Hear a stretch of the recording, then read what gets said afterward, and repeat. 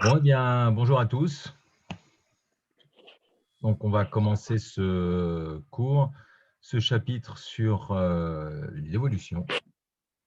Et notamment, on va aborder un point, vu que l'enseignement scientifique est surtout axé sur ce que signifie la science, comment on comprend, comment on construit les connaissances. Euh, Est-ce que la nature est bien faite? C'est une question qu'on a souvent entendue, qu'on a entendue assez souvent. Est-ce que c'est légitime de penser ça ou pas? Et on va aborder, on va répondre à cette question en considérant l'évolution avec tout ce qu'on a vu la dernière fois, c'est-à-dire la sélection naturelle. Vous avez désormais compris toutes les subtilités de la sélection naturelle. On avait vu ça, vous vous souvenez, après le chapitre sur la génétique des populations et le modèle de Hardy-Weinberg. Lorsque le modèle n'était pas à l'équilibre, eh bien, ça sous-entendait qu'il y avait des petites subtilités au niveau de la, la fréquence des allèles qui étaient, par exemple, beaucoup plus avantageux que d'autres. Et donc, ça mettait en évidence la sélection naturelle. C'est ce qu'on a vu la dernière fois, enfin, la dernière fois avant la fresque du climat de Cédric Reinbach, Reichenbach, je ne sais pas comment on dit. D'ailleurs, j'étais assez content de cette expérience de la fresque du climat. Il n'y a pas de souci, vous pouvez. Oui, je vois qu'il y en a qui continuent à se connecter, c'est normal. C'est normal. Alors, ce que vous voyez sur le fond d'écran, je vous ai mis plusieurs choses, à peu près tout ce qu'on va aborder pendant plusieurs séances. Aujourd'hui, on va surtout se consacrer sur la vision. Charles Darwin, justement, on parlait de la sélection naturelle. Charles Darwin pensait que l'œil était un organe merveilleux qui était absolument parfait. Est-ce qu'il est aussi parfait qu'on le pense? Alors, on va voir ça. On va voir ça. Donc, je vous ai mis en parenthèse, comme vous voyez, c'est tout à fait normal. Je vous ai mis ici le vaccin contre la Covid. Pourquoi? Parce qu'on va faire un petit rappel sur l'histoire de la vaccination, pas aujourd'hui, mais à la rentrée. Est-ce qu'on sera toujours confiné ou pas? J'en ai strictement aucune idée, on verra bien. Et je vous ai mis également un livre tout à gauche de Thomas Durand qui s'appelle L'ironie de l'évolution, vu qu'on va aborder d'un sens critique l'évolution des espèces. Voilà, c'est un livre qui est, voilà, ici, qui est plutôt sympathique et il a entre autres participé, je vous en avais parlé, voilà, au niveau du Géomagazine, Géoado, sur les fake news. Voilà. Bon, on va pas spécialement bien parce que j'ai l'impression que c'est un fond vert et par conséquent, pas terrible. Bref, allez, on va commencer. Et si oui, vous vous posez la question de ce qu'est cette bestiole qui est à gauche, c'est une crevette menthe Odontodactylus hilarus. Vous verrez pourquoi je l'ai mise ici. Elle est assez remarquable. Alors, pas de souci pour les personnes qui ne peuvent pas se connecter. J'enregistre la séance actuellement et par conséquent, je pourrais vous la diffuser via l'espace numérique du lycée. Comme ça, tout le monde pourra avoir accès à ce cours. Alors, bon, ça, vous commencez à connaître comment on construit les connaissances, les étapes nécessaires de la démarche expérimentale via les conditions d'observation qui s'améliorent. Eh bien, on peut accéder aux connaissances. Et ça, c'est plutôt sympathique. Au XVIIIe siècle, vous vous souvenez, vous avez vu ça en enseignement scientifique, on commence à s'intéresser au fonctionnement des êtres vivants, au fonctionnement, voilà, que ce soit l'anatomie, la physiologie, que ce soit la botanique, la zoologie, la paléontologie, ce qui va donner ensuite au XIXe siècle, voilà, Charles Darwin va travailler tout ceci et élaborer la théorie de l'évolution des espèces, qui est désormais communément admise. ceux qui font spécialité SVT, on va d'ailleurs un petit peu plus loin avec la notion de phénotype étendu. Ils vous en parleront plus tard. Je passe sur ce principe-là, vu que vous le connaissez par cœur. Et on va s'intéresser surtout à la vision. On a une vision absolument parfaite, n'est-ce pas? L'œil humain est super bien fait. On le voit. Alors, comment il est fait? Attention, il se peut que je sois un petit peu critique. Alors, normalement, vous devez connaître au moins ce que vous devez connaître. Vous devez connaître l'iris. L'iris, c'est la partie colorée de l'œil. Ça vient d'Iris, que vous connaissez peut-être, qui était une déesse messagère, messagère de l'Olympe et qui était représentée sous forme d'un arc-en-ciel. C'était Iris, et c'est pour ça qu'on parle de irisé, l'adjectif irisé, vu que l'iris peut être coloré. Au centre de l'iris, vous avez un orifice qui s'appelle la pupille, et c'est par là que rentre la lumière. Jusque-là, tout va bien. Normalement, vous connaissez ça. La pupille peut se dilater ou se rétracter, se contracter. C'est à cause de l'iris, qui est un muscle. Hein, c'est un sphincter, l'iris, c'est-à-dire un muscle circulaire. Et en fonction de la luminosité, du coup, là, vous avez plus ou moins de lumière qui rentre au niveau de la pupille. Vous avez également le blanc de l'œil qui s'appelle la sclérotique. Alors, ce qui est curieux, voilà, vous regarderez vos animaux de compagnie, mais il n'y a que l'humain qui possède enfin, c'est pas qui possède le blanc de l'œil, mais on voit particulièrement bien chez l'humain la sclérotique, le blanc de l'œil. Pourquoi? Alors, il y a quelques théories. On verra tout à l'heure. L'humain est un animal, hein, on est bien d'accord, social, qui interagit avec ses congénères. Et pour interagir, eh bien, il se focalise très souvent sur les yeux. On communique énormément avec les yeux. Et par conséquent, ça faciliterait la communication. Alors, c'est une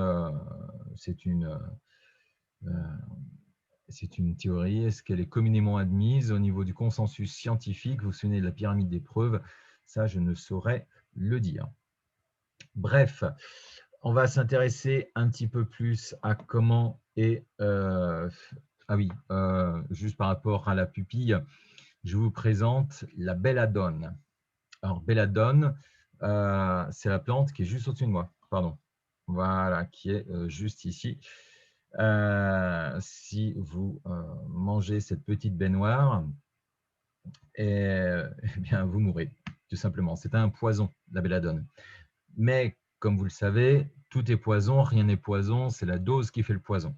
Et à faible dose, vous avez une substance qui est l'atropine, qui va dilater la pupille dilater la pupille. C'est ce qu'utilisent les ophtalmologistes pour dilater la pupille et réaliser un fond d'œil. Voilà.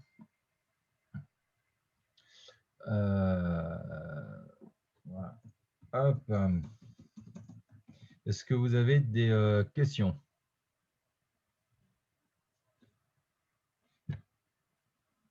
Non? Alors, oui, donc vous voyez la différence entre les photos, c'est tout simplement la différence de la pupille qui est dilatée, tout simplement. Voilà. Alors, je vous ai donné dans votre cours, et via l'ENT, je vous ai donné ceci, c'était à compléter. Normalement, on aurait dû le faire en présentiel, mais vous l'avez compris, nous sommes confinés. Bon, ce qui est plutôt pas mal. On en parlera plus tard lorsqu'on parlera de la vaccination. Si on veut que vous avez compris, hein, si on veut que l'épidémie soit freinée, bon, vous avez les gestes barrières d'une part et la vaccination d'autre part. Donc, il vaut mieux faire en sorte que les gestes barrières soient réalisés. Donc, c'est pour ça qu'on est là. Et comment compléter ce schéma? Tout simplement comme ceci. Voilà. Je vous l'ai mis sur l'ENT, sur l'espace numérique du lycée. Est-ce que vous avez pu la voir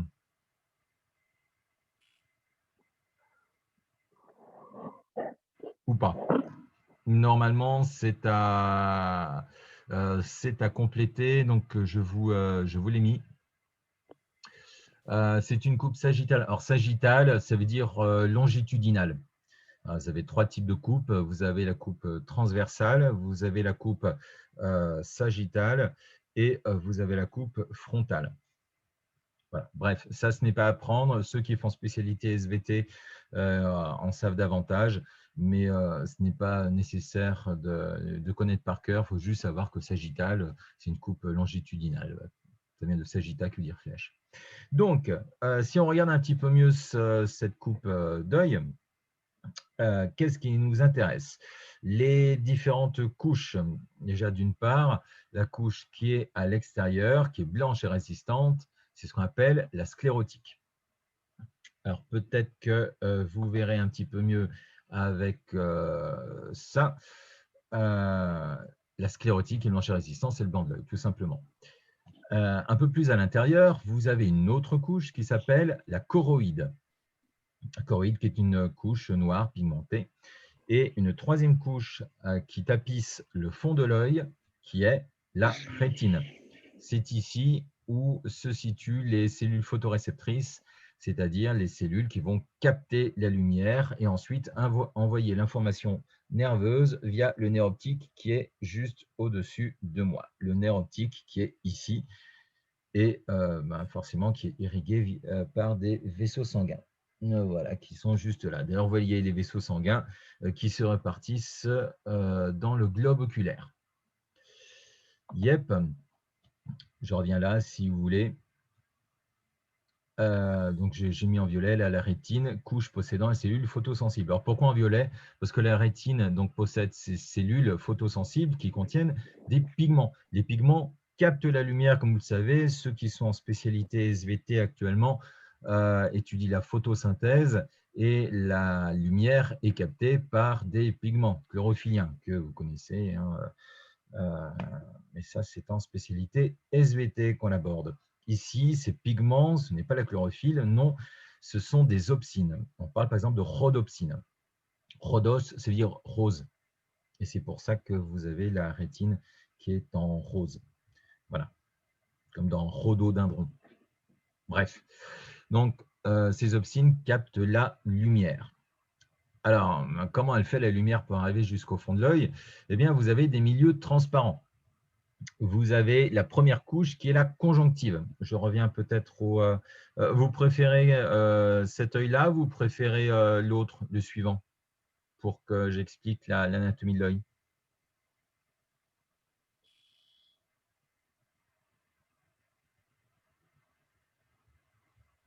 Celui-là?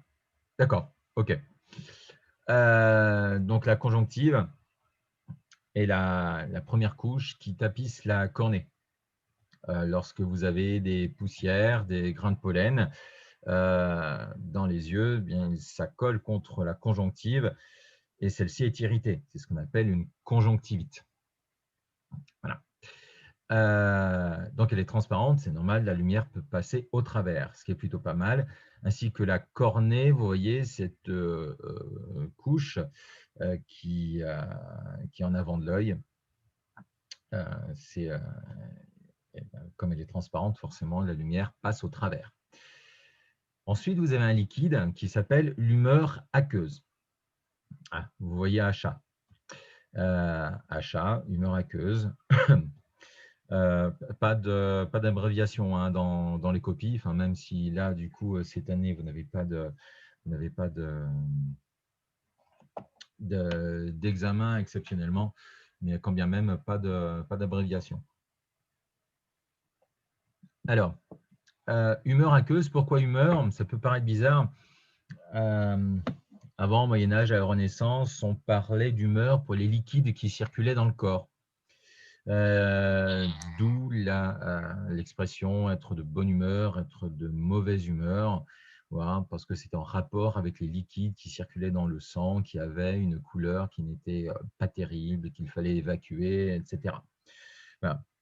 Depuis, on a fait des progrès. Vous vous souvenez, la démarche scientifique que j'ai abordée tout à l'heure, et on en sait davantage sur comment fonctionne notre organisme. Voilà.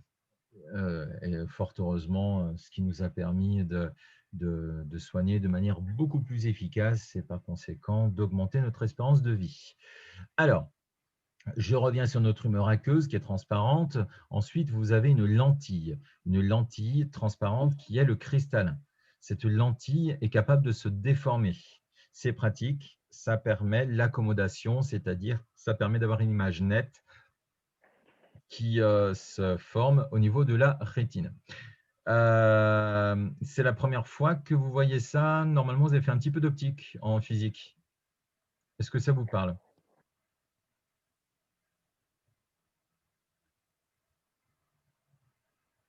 Bon, en tout cas, ça fait toujours un rappel. Peut-être que vous l'avez vu un petit peu au collège, mais c'était il y a longtemps. Donc, peu importe. Ce qu'il faut comprendre, c'est que c'est un milieu transparent, le cristallin. Et ensuite, à l'intérieur du globe oculaire, j'ai marqué ici HV. Qu'est-ce que c'est? Ben, c'est tout simplement l'humeur vitrée. Encore un autre liquide assez épais. Et, ah oui, en spécialité, d'accord, vous avez juste vu en spécialité, d'accord. Bah, vous le voyez ici, de toute façon, hein, comme vous le savez, les SVT, les physiques, chimie sont indissociables. Toujours est-il que vous avez la lumière qui, pour accéder à la rétine, traverse différents milieux transparents, la conjonctive, la cornée, l'humeur aqueuse, le cristallin et l'humeur vitrée. Voilà, très bien. Ah oui, mais il y a quelque chose qui ne va pas là. Les vaisseaux sanguins, ici, c'est noté non transparent.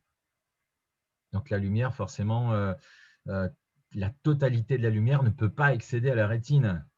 Ah oui, donc en fait, c'est mal fait. Ah oui. Oui, mais il faut quand même des vaisseaux sanguins pour alimenter les cellules en dioxygène, en nutriments. Mhm. Bon, c'est une sorte de compromis, quoi. Oui, effectivement, donc l'œil n'est pas parfait. Vous n'avez pas la totalité de la lumière qui arrive à la rétine à cause des vaisseaux sanguins qui créent des ombres. Voilà. Donc, finalement, ce n'est pas aussi parfait qu'on le pense. Voilà. D'autre part, vous avez également ici le départ du nerf optique. Le départ du nerf optique qui se situe ici, voilà. Je ne sais pas si vous arrivez à voir. Eh bien, au niveau de ce départ du nerf optique, il n'y a pas de cellules photoréceptrices. Il n'y a pas de capteur de la lumière via des pigments. Non, il n'y en a pas. C'est ce qu'on appelle la tache aveugle. Comment ça, une tache aveugle? Oui, une tache aveugle. Je vais vous montrer tout à l'heure. L'image se forme donc au niveau de la rétine. En parenthèse, comme vous le savez, enfin, je ne sais pas si vous le savez, l'image se forme à l'envers. Comment ça à l'envers? Mais on ne voit pas à l'envers. Oui, parce que le cerveau le remet à l'endroit. C'est très pratique. Le cerveau va tout simplement traiter les informations et parfois les modifier. Ah oui, elle modifie les informations que l'œil nous envoie. Donc, l'image est formée grâce au cristallin qui se déforme, pile poil au niveau de la rétine, donc juste au niveau de la rétine, bon, certes à l'envers. Bon, alors quand je dis pile poil, ça dépend parce que certains sont myopes et ont besoin de lunettes. Vous avez un professeur des SVT qui a -3 à chaque œil. Oui, c'est possible d'être dans le négatif. C'est lorsqu'on ne lit pas toutes les lignes chez l'oculiste. Alors justement, un autre test, je vous présente l'expérience de Mariotte. Qu'est-ce que c'est que ce point? Qu'est-ce que c'est que cette croix? Vous pourrez le refaire chez vous, du coup, vu que il suffit de dessiner un point ou une croix ou de le faire, plus tard. Ou maintenant, j'explique le principe.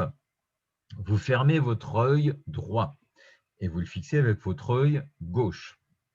D'accord, vous fixez le plus avec votre œil gauche. Vous fermez votre œil droit. Ah, c'est l'œil droit. C'est inversé, hein, du coup, donc forcément, quand vous me voyez, voilà, c'est l'œil droit, on est bien d'accord, hein, là, que je cache. Vous fixez le plus avec votre œil gauche, vous avancez, vous reculez, et à un moment, voilà, par exemple, moi, là, ici, à ce niveau-là, j'ai le point noir qui disparaît. Là, il réapparaît, là, il disparaît, là, il réapparaît. Comment est-ce possible? Eh bien, c'est parce que dans votre œil, au niveau de votre rétine, vous avez un espace sans cellules photoréceptrices. C'est votre tâche aveugle. Même expérience avec le trait ici, tout simplement. Et ce qui est fort, c'est que là, au niveau du trait, votre cerveau va combler ce vide. Vous ne voyez pas un point noir à chaque fois. Non, le cerveau comble votre vide. Bien fait quand même le cerveau, hein. On voit qu'il traite les informations un petit peu à sa sauce quand même, hein. On le verra tout à l'heure. En fait, le cerveau n'est pas aussi fiable qu'on le pense. Donc, il n'est pas aussi parfait et l'œil non plus n'est pas aussi parfait vu que vous venez de voir qu'il existe une zone sans vision. Alors ça, je passe. C'était le cristallin. Alors ici, qu'est-ce que c'est? Ce sont les cellules photoréceptrices. Justement, ces cellules qui captent la lumière. Vous avez deux types de cellules photoréceptrices. En un, vous avez ici, vous voyez manifestement, elles ne sont pas très nombreuses, les cônes. Et en deux, vous avez les bâtonnets. C'est la première fois que vous entendez parler de cônes et de bâtonnets ou des petits souvenirs de collège?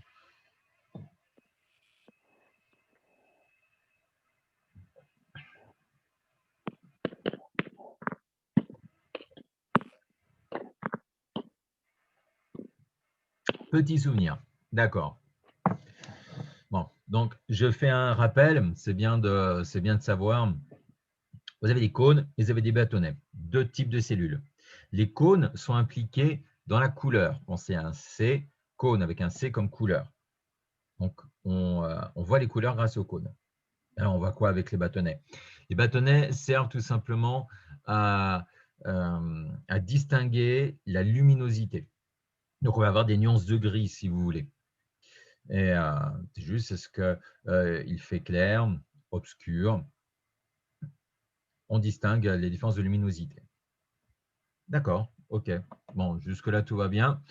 Manifestement, vous avez beaucoup plus de bâtonnets que de cônes, et les bâtonnets sont impliqués dans la vision nocturne, alors que les cônes dans la vision diurne. Vision, pardon. Pourquoi? Je vous explique, ça en reviendra après. Hop, mon cône et bâtonnet, voilà. Vous avez ici l'intensité lumineuse en fonction des longueurs d'onde avec les différentes cellules visuelles que possède la rétine humaine. Je précise humaine. Manifestement, les bâtonnets sont activés à partir d'un lux. Au-dessous d'un lux, on ne voit rien, en fait, on ne voit strictement rien. Ce sont uniquement les bâtonnets. Or, les bâtonnets sont impliqués dans la perception de la luminosité, uniquement perception de la luminosité, donc on voit uniquement en noir et blanc. Et qui plus est, on voit flou. Pourquoi on voit flou? Parce que ce sont les cônes également qui sont impliqués dans la vision des détails au niveau d'une structure. Vous verrez, j'en parlerai tout à l'heure de la fovea. Bref, on voit en noir et blanc et flou. Et ça, en dessous de 800 lux, manifestement. Lorsque vous lèverez, cette nuit, lorsque vous allez vous lever, vous n'allumez pas la lumière et vous verrez en noir et blanc. Donc même les objets qui sont colorés, vous les verrez en noir et blanc. En revanche, à partir d'une certaine luminosité, c'est-à-dire au-delà de 800 lux, vos cônes impliqués dans la vision des couleurs vont être activés. Et ça, c'est plutôt pas mal.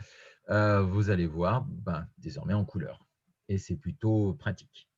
La couleur la plus sensible, c'est manifestement le rouge. Et c'est pour ça que les dangers sont en rouge, comme le feu rouge, le triangle rouge. Zara, vous l'avez fait en physique. Donc, pourquoi le feu est rouge? Tout simplement parce que c'est la couleur qu'on discerne le mieux. Et pourquoi le vert? Parce que c'est la couleur opposée au rouge, manifestement. Et pourquoi le orange? Parce que c'est la couleur intermédiaire. Enfin, tout simplement. Donc, ce qu'il faut retenir, c'est qu'on a deux types de cônes.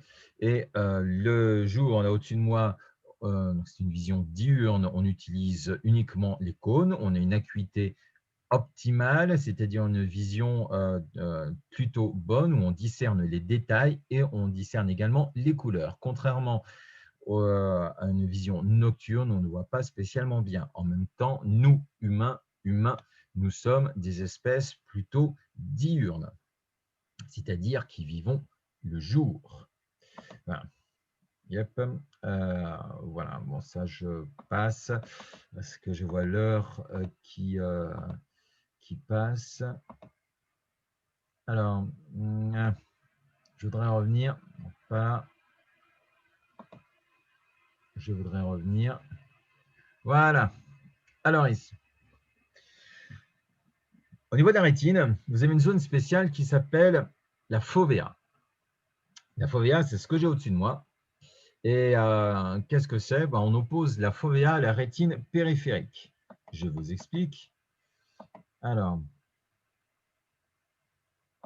je vais vous montrer un fond d'œil. Voilà. Ça, c'est un fond d'œil. Vous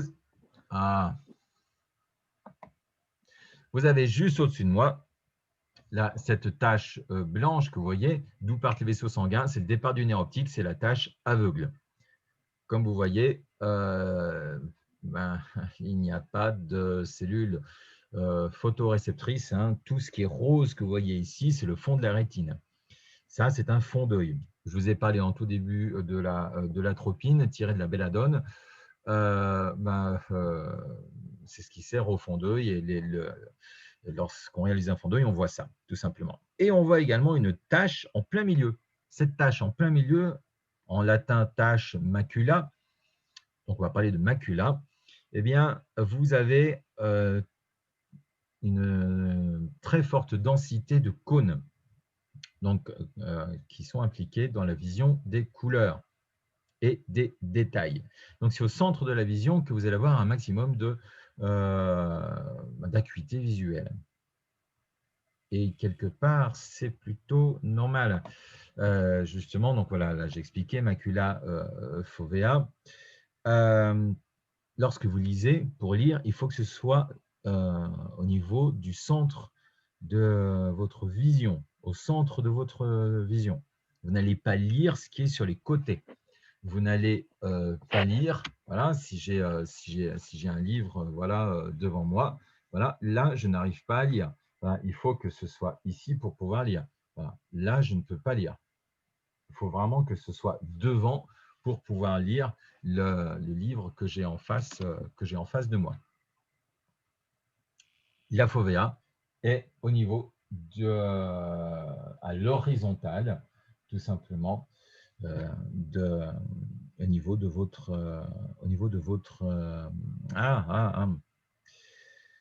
lorsque les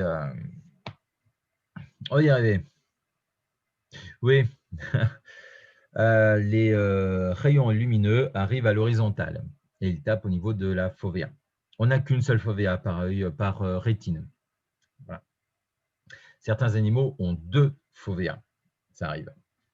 Vous avez les sternes, par exemple, qui possèdent 2 foveas, les sternes arctiques, par exemple. Ce sont des oiseaux. Les oiseaux ont une vision qui est beaucoup plus, certains oiseaux, beaucoup plus développée que la nôtre. Vous avez certains oiseaux, par exemple, on a 3 types de cônes, ce qui nous permet de voir des couleurs. Mais certains oiseaux ont en plus des gouttelettes lipidiques jaunes, comme s'ils avaient 4 cônes. Donc, ils voient des couleurs que nous ne voyons pas. Difficile à comprendre. Hein. Donc, on ne sait pas comment ils voient. 2 foveas, on ne sait pas non plus comment. En tout cas, ils ont une acuité visuelle qui est supérieure à la nôtre. En parenthèse, au niveau de la fovea, si la fovea dégénère, à cause de l'âge, par exemple, et donc vous avez cette tache qui s'appelle la macula, qui dégénère forcément, et donc on parle de DMLA, dégénérescence maculaire liée à l'âge. Et comme les cônes sont liés aux détails et aux couleurs, eh bien, il voit beaucoup moins les détails et les couleurs. Qui plus est, comme la fovea est au milieu de notre rétine, donc au milieu de notre champ de vision et permet de lire, de reconnaître des visages, eh bien, ça va être beaucoup plus compliqué et très handicapant.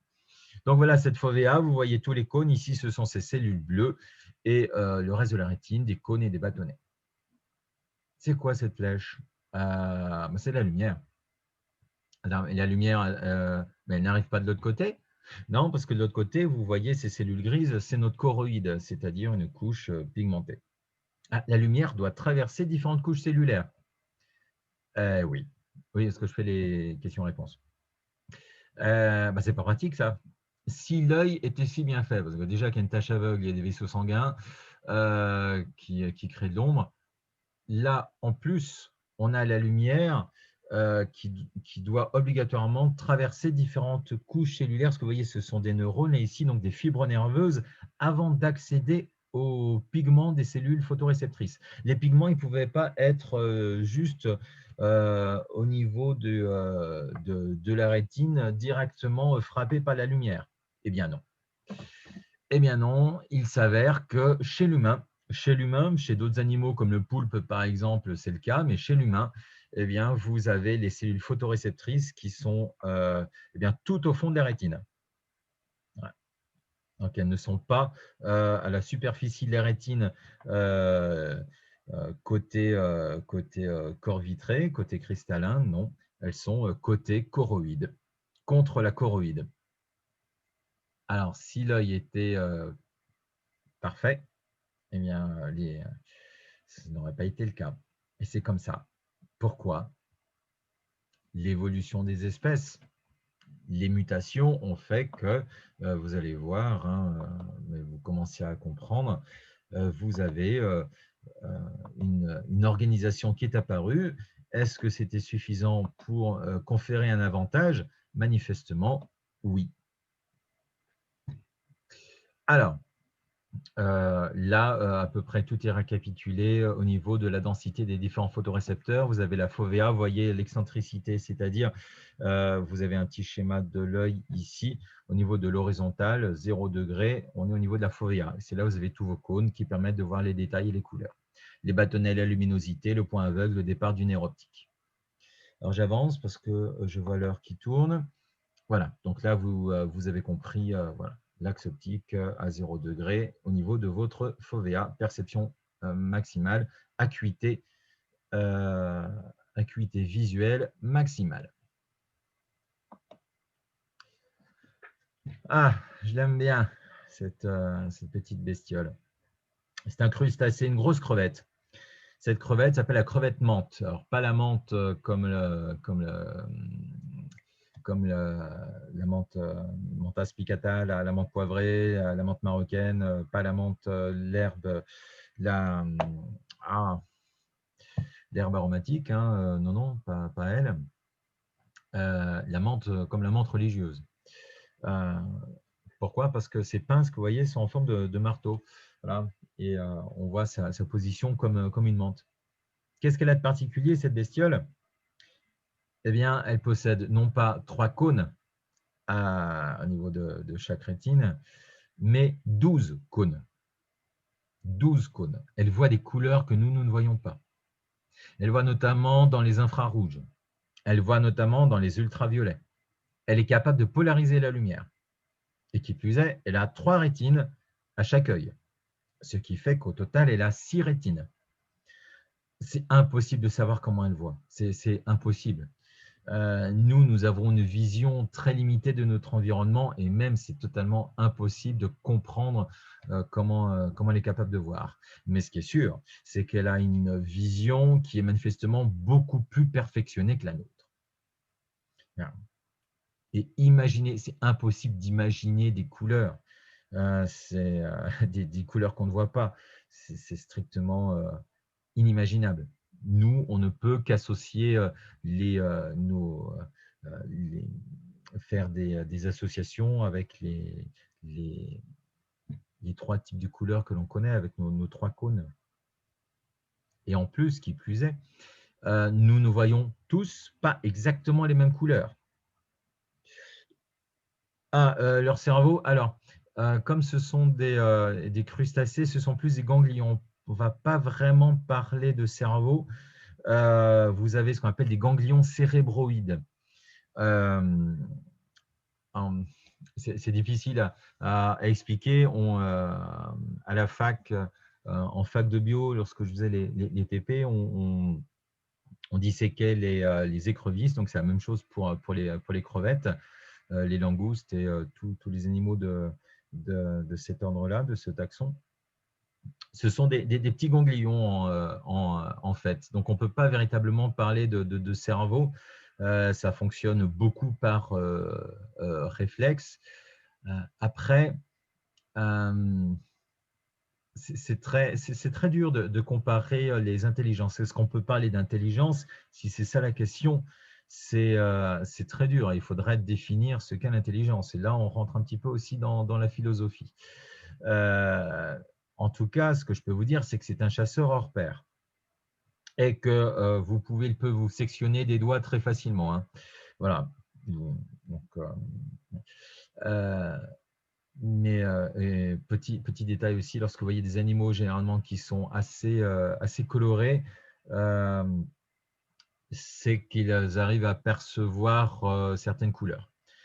Les mammifères ne sont pas très colorés. Nous ne sommes pas très colorés parce que la très grande majorité des mammifères ne voient pas en couleur, ils voient en noir et blanc vu qu'ils ont des mœurs nocturnes. Alors justement, ça me fait une petite transition avec d'autres mammifères, le chat, le lynx. Donc un œil de lynx, en fait non, un lynx n'a pas une vision parfaite, loin de là, hein, ça vient de la mythologie de Jason les Argonautes, voilà, d'un gars qui s'appelait Lindsay, qui voyait à travers les mers, les rochers, etc. Non, non, le chat, le lynx, en fait, ne voit pas spécialement bien les couleurs, ne voit pas le rouge, par exemple. En revanche, il voit assez bien la nuit et la luminosité est exacerbée grâce à un petit miroir au fond qui s'appelle le tapetum au fond de la rétine, ce qui permet de réfléchir les rayons lumineux et d'avoir une vision nocturne plus performante. En revanche, il ne voit pas les couleurs. Et il ne voit pas très bien loin non plus. Voilà, il ne voit pas loin votre chat. Et votre chien, le loup et le chien, hein, c'est la même espèce, hein, Canis lupus. Le chien est ni plus ni moins qu'un loup qui a été modifié génétiquement par l'homme. Hein, modifié génétiquement, on est bien d'accord, via des croisements. Hein. Réaliser des croisements, hein, c'est tout simplement modifier génétiquement. Hein. Un chihuahua, hein, l'ancêtre du chihuahua, c'est un loup. Hein. Bref, eh bien, le chien ne voit pas le rouge non plus. Donc, si vous avez des jouets rouges, ce n'est pas pour le chien ne le voit pas, ou orange. La plupart des mammifères ne voient pas le rouge et le orange. Non, non, c'est juste pour nous. Nous, en revanche, on voit très bien le rouge. Donc, si vous perdez un jouet rouge, vous le retrouverez. Voilà, le chien, lui, il ne verra pas le rouge. Le taureau, donc voit en noir et blanc, hein, vous savez, la, le- la cape rouge dans les corridas ne sert à rien. Elle sert juste à exciter le taureau qui n'est pas spécialement à l'aise, qui est super stressé déjà de, dans ce genre d'activité. Voilà. Et comment on voit les insectes? Alors les insectes, c'est différent parce que là, on a parlé d'un œil camérulaire, c'est-à-dire un œil qui possède une chambre qui est fermée, alors que vous avez d'autres types d'œils, mais qui possèdent également des cristallins comme les ommatidies. En fait, chaque point que vous voyez ici, c'est un œil qu'on appelle une omatidie. Voilà. Et donc ça, ce sont on peut parler d'œil du coup composé plusieurs matidies. Je n'irai pas plus loin. Ce qu'il faut retenir, c'est que vous avez différents yeux, pardon, euh, dans le règne animal. Petit point sens critique, hein, toujours et encore, évidemment, faites gaffe à ce que vous pouvez trouver sur Internet. Évidemment, vaut mieux voir des spécialistes des yeux et il n'a jamais été avéré qu'en pressant au niveau d'un point, d'un acupoint, on peut soigner la cataracte ou le daltonisme. Bien sûr que non, hein, évidemment, c'est méconnaître les connaissances en médecine. Là, on est purement dans la croyance. Voilà. Et ce n'est pas parce que quelque chose vient de loin ou quelque chose est ancien que c'est forcément mieux que des connaissances médicales. Voilà, actuelles. Hein. Vous avez vu en enseignement scientifique toutes les étapes pour construire les connaissances et qui passent parfois par la rectification des erreurs. Là, on sait rectifier ces erreurs-là. C'était peut-être ce qu'on pensait avant, mais depuis, on s'est amélioré. Hein. Il n'y a pas de carte, il n'a jamais été avéré, il n'a jamais été prouvé que des énergies circulent et que lorsqu'on presse au niveau de l'oreille, eh bien, vous pouvez agir sur votre œil. Vous mettez une boucle d'oreille et quelqu'un vous flinguez l'œil. Non, ça ne marche pas comme ça. On a déjà réalisé des expériences et il n'a jamais été avéré que ceci fonctionne. Voilà. En revanche, il a été avéré que voir un ophtalmologiste si vous avez des problèmes de vision est beaucoup plus performant et donc beaucoup plus sage, beaucoup plus efficace. Voilà. Alors, ça, je vais passer. Ça, je vais passer aussi. Notion de proie prédateur. Ça, je vais passer. Ça, je vais passer. Oui, vous avez votre cerveau qui traite les informations, visuelles. Vous connaissez le test de Rorschach, par exemple, qui permet d'interpréter ce que vous voyez. Votre cerveau interprète avec ce que vous avez déjà vu, ce que vous connaissez. Voilà, donc ce qui est plutôt, voilà, on peut s'amuser avec ça, sachant que votre cerveau interprète n'importe comment. Oui, votre cerveau interprète n'importe comment. Vous avez ici des droites qui sont parallèles, mais non, vous ne les voyez pas parallèles, que nenni. Voilà. Là, alors, ce qui est horrible, c'est que vous voyez ces structures bouger, alors qu'elles ne bougent pas. Ah, si, ça bouge. Ça ne bouge absolument pas. Lorsque vous, avec vos yeux, vous changez de forme, eh bien, vous voyez bouger des mouvements. Ces mouvements n'existent pas. C'est horrible, hein? Ces mouvements n'existent pas. C'est votre cerveau qui vous trompe. Qu'est-ce que c'est que ça? Qu'est-ce que c'est que ça? Vous arrivez à discerner ce que c'est? C'est pas évident à savoir. Hein. Votre cerveau a besoin d'avoir des références pour comprendre, toujours. Est-ce que vous arrivez à voir ce que c'est?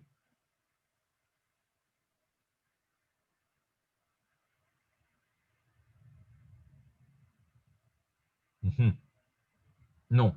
Bon, je vais vous donner la réponse. Et une fois que vous connaîtrez la réponse, pour vous, ça sera évident. Votre cerveau aura pu contextualiser ce que vous voyez.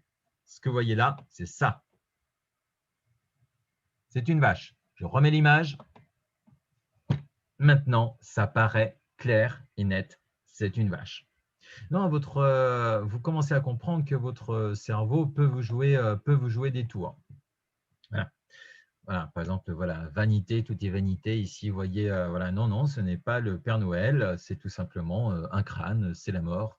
Voilà. Non, c'est le Père Noël. Oui, donc on peut s'amuser avec tout ça, avec votre cerveau. Oui, votre cerveau vous leurre. Bah, ça, c'est un petit paysage qui est… Ah non, pardon, l'image est à l'envers. Ce que vous voyez en haut, c'est le reflet de l'eau. Oui. Oh, on peut s'amuser tellement. Euh, il n'y a que deux couleurs dans cette image. Il n'y a pas de vert clair, de vert foncé, il n'y a pas de mauve plus foncé qu'un autre mauve. Non. Voilà. C'est dérangeant. Hein. C'est-à-dire que cette couleur-là, c'est exactement la même que cette couleur qui est en haut. Il n'y a pas de bleu et de vert. Il s'agit exactement de la même couleur. Hein. Là, j'ai fait ni plus ni moins qu'un zoom. C'est totalement déstabilisant. Votre cerveau vous trompe, tout simplement. Et vous arrivez avec, par exemple, là, vous avez vos connaissances, ceux qui s'y connaissent en art, vous reconnaissez par exemple la Joconde à gauche, la Dame à l'Hermine, pareil, de Léonard de Vinci, en bas, qui est exposée à Cracovie, et tout en haut, la jeune fille à la perle de Vermeer, de Jan Vermeer. Voilà. C'est pour ceux qui ont une petite affinité artistique. Bon, je pourrais en parler pendant des heures. Non, cet homme ne lévite pas, c'est une illusion. Il n'a pas des pouvoirs magiques. Non, désolé, il n'y a pas de lumière aussi au milieu de cette image tout en haut. Non, c'est du blanc, c'est le même blanc, tout simplement, la même couleur qui est répartie, comme le gris qui est en A, le gris qui est en B, c'est exactement la même couleur. Votre cerveau n'est pas fiable. Il interprète à sa manière les signaux perçus. C'est marqué quoi, ce qui est au-dessus de moi? C'est marqué « Je vais à la plage ». Non, c'est marqué « Je vais à la plage ». Et pourtant, vous étiez persuadé de lire « Je vais à la plage ». Vous voyez juste au-dessus un triangle qui n'existe pas.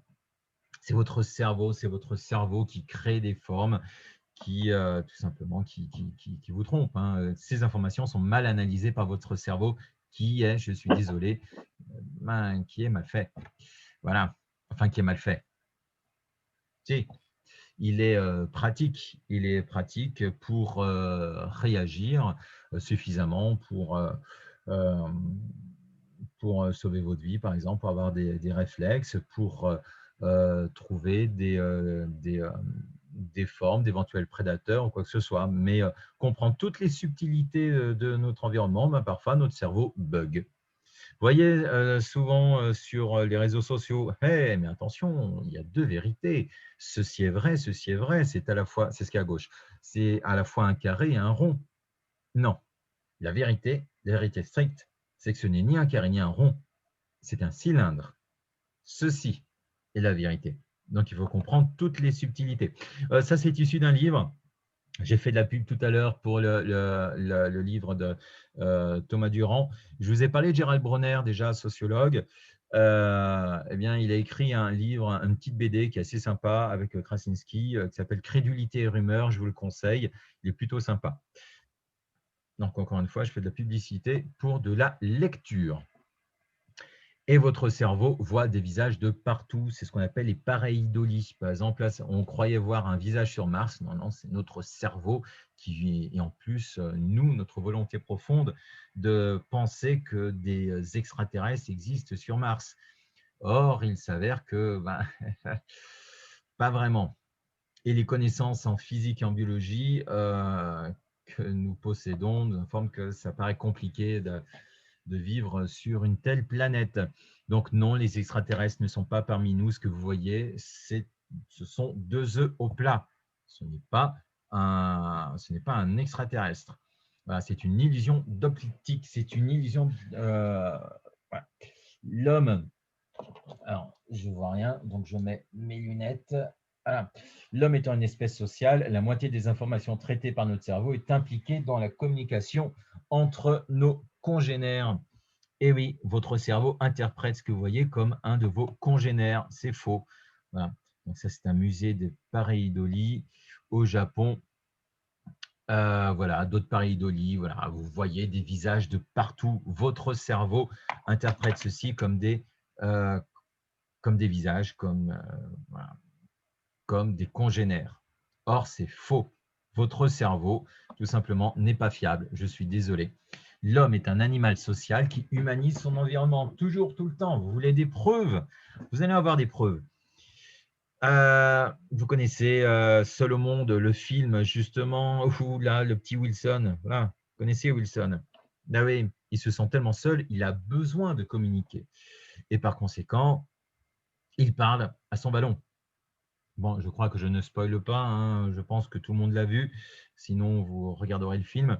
Pareil pour les grands explorateurs. Les grands explorateurs parlent aux objets lorsqu'ils se sentent seuls.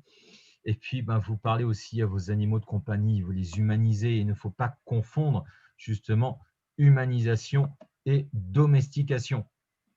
Notre cerveau a tellement tendance à humaniser, il est loin d'être parfait. Vous appelez vos animaux avec des prénoms humains, vous l'appelez bébé. Sinon, il me comprend, c'est mon enfant, c'est mon bébé. Non, non. Il a son propre mode de communication, il entend les intonations, il interprète votre gestuelle, mais en aucun cas, il ne comprend vos mots. Déjà, lorsqu'on vous parle khmer, tagalog, gaélique, vous ne comprenez pas. Hein. Donc, par conséquent, pourquoi votre chien vous comprendrait? Non. Donc, si vous voulez Chom Yapsuo, Chom Nyambai, voilà, vous ne comprenez pas. Pourquoi votre chien comprendrait? Non. Donc, sauf que nous, on veut le croire parce qu'on veut se sentir compris avec des congénères. Eh bien non. Eh bien non. Désolé. Donc, il faut faire attention à ça parce que du coup, vous humanisez tellement. Alors que, bon, donc on est bien d'accord. Hein, voilà, bon, voilà, c'est drôle. Voilà, pour bien comprendre cette différence entre humanisation et domestication. Le problème, c'est que vous agissez comme si c'était des humains. On ne fait pas des bisous, on ne serre pas dans les bras un animal. Un animal ne va pas serrer dans les bras. Donc, certes, il peut être soumis à son maître, une relation de dominant-dominé, mais il faut faire attention à ça. Hein. Si vous saisissez votre pitbull ou votre patou, oui, vous voyez le patou, je sais que je vous dis patou, hein, c'est le chien qui sert à garder les troupeaux de moutons et à les protéger des loups. Donc non, donc il faut faire attention à ça. Ce sont des animaux avec leurs propres moyens de communication, avec leur propre mode de fonctionnement aussi. Donc il faut faire attention à ça. Alors justement, on va parler un petit peu plus d'évolution et on revient sur notre organe visuel. Sachant que bon, chez nous, les yeux sont impliqués dans plus de 60% des informations sensorielles. C'est bien pratique, par exemple, pour chasser. Ou alors, c'est bien pratique aussi pour voir un prédateur et pour se cacher. Donc, l'œil est apparu au sein de l'évolution, dans un contexte évolutif, parmi plusieurs espèces. Alors, vous voyez qu'ils sont assez tous différents, mais ils ont en commun des cellules photosensibles, des cellules photoréceptrices et des cellules nerveuses. Alors, est-ce que l'évolution va du plus simple au plus complexe? Je vous présente ce que dit Guillaume Lecointre, un éminent biologiste évolutionniste. Qu'est-ce qu'il nous dit? Vous avez, on est toujours dans l'esprit critique, hein, vous l'avez compris, hein, c'est le but de cet enseignement scientifique. Vous avez ici un petit mollusque. Je vous ai présenté un crustacé, la crevette menthe. Là, je présente un mollusque qui est donc non pas un arthropode, non pas un crustacé, mais un mollusque. Vous arrivez à voir, hein, c'est-à-dire le même taxon, si vous voulez, des escargots. Voilà. Donc, à ne pas confondre, essayer voilà, si vous arrivez à vous retrouver dans l'arbre du vivant. Eh bien, cet escargot n'a apparemment pas spécialement d'yeux, ou alors ce sont des yeux assez rudimentaires, donc pas très complexes. Est-ce que pour autant, il se situe, l'œil n'est pas très évolué? Ce qu'il faut comprendre, c'est que certains organes peuvent régresser. Au même titre que chez les serpents, les membres ont régressé, au même titre que les dauphins, les baleines avaient des membres également qui permettaient la marche, et ensuite ils ont évolué vers le milieu marin, dans une nouvelle niche écologique. Toujours est-il qu'ici, je vais vous lire ce que dit Guillaume Lecointre. L'œil, on va prendre l'exemple du mollusque, de chaque mollusque est le fruit d'une histoire évolutive qui n'est pas linéaire. Elle ne va pas du plus simple vers le plus complexe. Et ça, vous le retrouverez très souvent. Il n'y a pas d'évolution linéaire. Jamais. Non, non. C'est beaucoup plus complexe. Hein. Très souvent, la vérité est beaucoup plus complexe. Il y a toujours plein de subtilités. Ainsi, certaines structures qui se ressemblent, comme l'acquisition d'une lentille, ici le cristallin dans l'œil, semblent être apparues de façon indépendante dans différents groupes de mollusques. Des variations dues à des mutations apparaissent par l'effet du hasard. C'est toujours ça, vous vous souvenez, l'évolution révèle de l'incontingence, du hasard, toujours. Et soit ces mutations vont être avantageuses, vont conférer un avantage à l'espèce, soit un handicap, et auquel cas, s'il s'agit d'un handicap, elles ne vont pas être obligatoirement transmises à la descendance. C'est le principe de la sélection naturelle. Donc, face à des contraintes similaires, la sélection naturelle peut aboutir à des structures semblables chez des espèces qui ne sont pas apparentées. On parle de convergence évolutive, un petit peu comme la convergence évolutive que vous avez vue en seconde entre le requin et le dauphin au niveau de la forme et des nageoires qui permettent d'évoluer dans l'eau. Donc, dans certains cas, les structures peuvent régresser, voire disparaître. C'est le cas chez ce gastéropode, Zospeum tolosum, qui a été découvert dans une grotte en Croatie. Bref.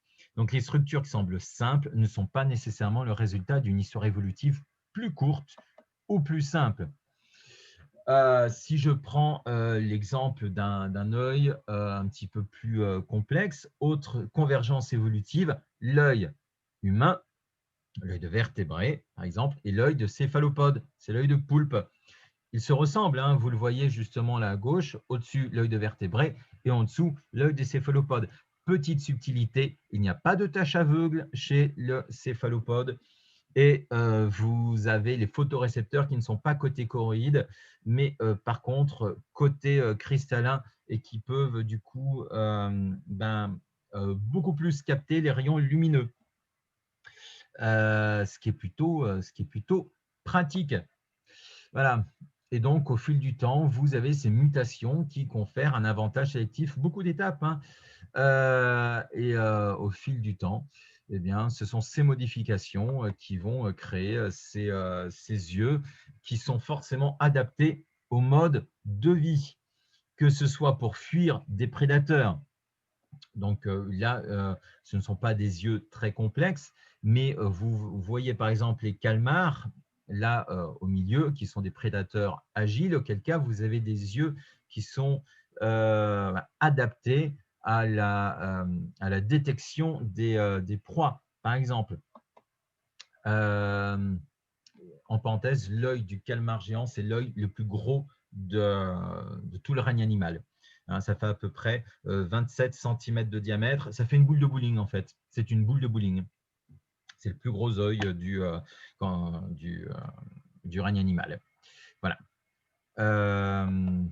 Alors, tiens, en parenthèse, voilà un calmar géant qui a échoué. Non, vous avez un site qui s'appelle hawks.net.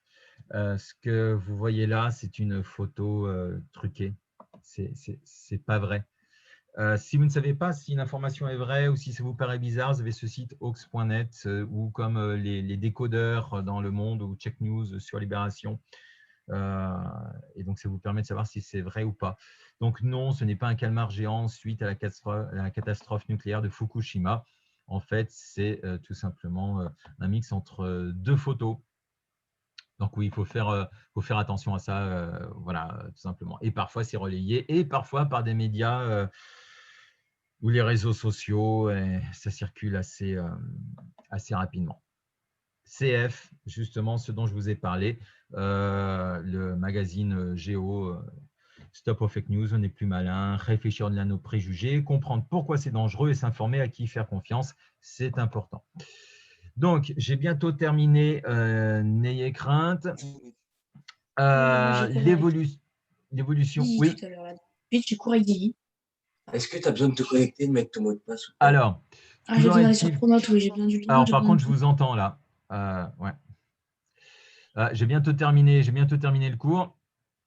Donc, l'évolution n'est pas linéaire, déjà d'une part, elle est buissonnante. Et vous voyez ici dans l'arbre phylogénétique l'apparition dans l'histoire de l'évolution de ces organes qui permettent d'avoir une vision de l'environnement, tout simplement de percevoir l'environnement, soit pour fuir un prédateur, soit au contraire pour chasser une proie, par exemple. Et donc, d'où la notion de convergence évolutive. Et il peut y avoir, tout dépend du mode de vie, régression, par exemple, si l'animal vit dans une grotte. Donc, je termine bientôt. Darwin définissait l'œil comme une structure complexe et parfaite. Eh bien, non, vous l'avez compris, elle est loin d'être parfaite, par exemple, chez l'humain. que ce soit au niveau de la tache aveugle, que ce soit au niveau des vaisseaux sanguins qui créent de l'ombre, ou que ce soit l'emplacement des cellules photoréceptrices au niveau de la rétine de l'humain. L'œil est trop compliqué pour avoir été obtenu au hasard, c'est ce que certains pensent. La nature est parfaite. Alors non, l'évolution de l'œil est le résultat de contraintes qui sont imposées par les formes ancestrales. C'est ce qu'on va voir à la suite du cours d'ailleurs, de mutations dues au hasard, ça vous le savez, et de la pression de sélection liée au mode de vie. La nature est bien faite. Non. Comment expliquer alors dans notre organe visuel la présence d'une tache aveugle à la place d'une nerf optique, des vaisseaux sanguins projetant des ombres et d'une rétine avec des photorécepteurs disposés contre la chorus, que je vous ai dit? Et comment expliquer par ailleurs les dysfonctionnements qui nous handicapent, comme la myopie? Si c'était si bien fait, pourquoi j'ai ça? Comment expliquer le daltonisme, une maladie génétique? Comment expliquer la cataracte, c'est-à-dire le cristallin qui s'opacifie? La DMLA, ce dont je vous expliquais, ou les cancers, ou, voilà, non, la nature n'est pas spécialement bien faite. Donc, vous allez le revoir encore la prochaine fois. Et donc, c'est ce qu'on appelle un sophisme, c'est-à-dire que c'est un raisonnement biaisé. Et voilà, l'objectif du cours d'enseignement scientifique, c'est de comprendre tout ceci. Donc, vous avez saisi tout ceci. On a répondu aux questions, on a répondu aux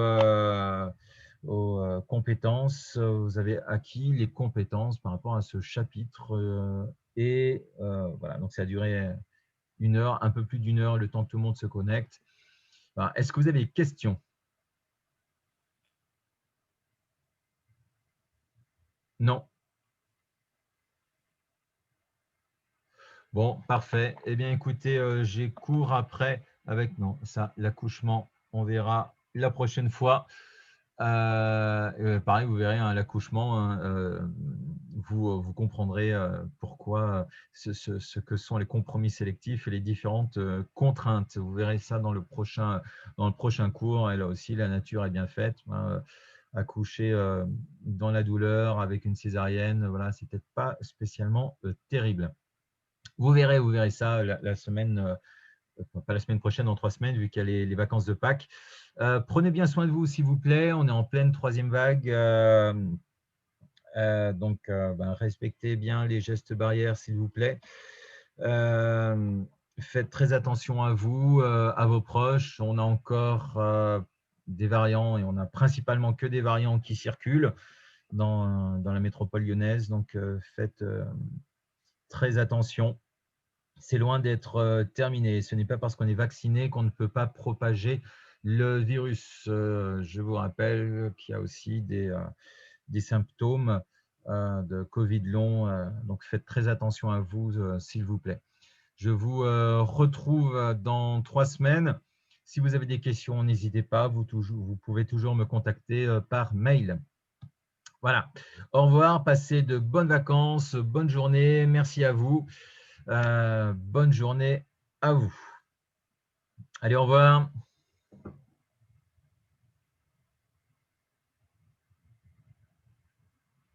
Au revoir, au revoir.